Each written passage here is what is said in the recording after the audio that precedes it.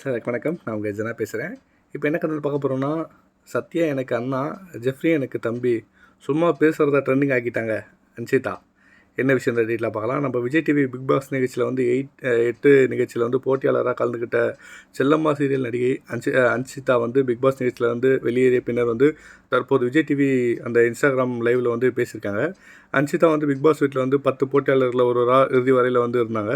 கடந்த வாரங்களில் வந்து நடந்த அந்த டபுள் எலெக்ஷனில் வந்து வெளியேறிட்டாங்க. தற்போது பிக் பாஸ் அனுபவங்கள் குறித்தும் போட்டியாளர்கள் குறித்தும் வந்து வெளிப்படையாக பேசியிருக்காங்க. அவர் என்ன சொல்லியிருக்காருன்னா, வெளியே வந்த பிறகு வந்து ரொம்ப ஒரு ஹாப்பியாக தான் இருக்கேன். மக்கள் ரொம்ப சப்போர்ட் கொடுத்துருக்காங்க. அதுதான் வந்து விஜய் சேதுபதி சார்கிட்டேயும் நான் சொன்னேன்.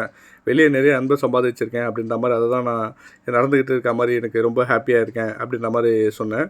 மேலும் வந்து வெளியே வந்த உடனே வந்து அம்மா கால் பண்ணி பேசினேன். பிக் பாஸ் வீட்டில் வந்து சத்யாவுக்கும் எனக்கும் நல்ல பாண்டிங் இருக்குது.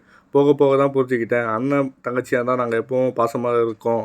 வெளியே வந்த பிறகு அவங்கள வந்து போய் பார்த்து டைம் பாஸ் பண்ணணும் அப்படின்ற மாதிரியும், ஜெஃப்ரி என்னோட தம்பி மாதிரி இப்போ கூட என்னையும் உள்ளே விடுங்கன்னு தான் கதறிட்டு இருக்கேன்.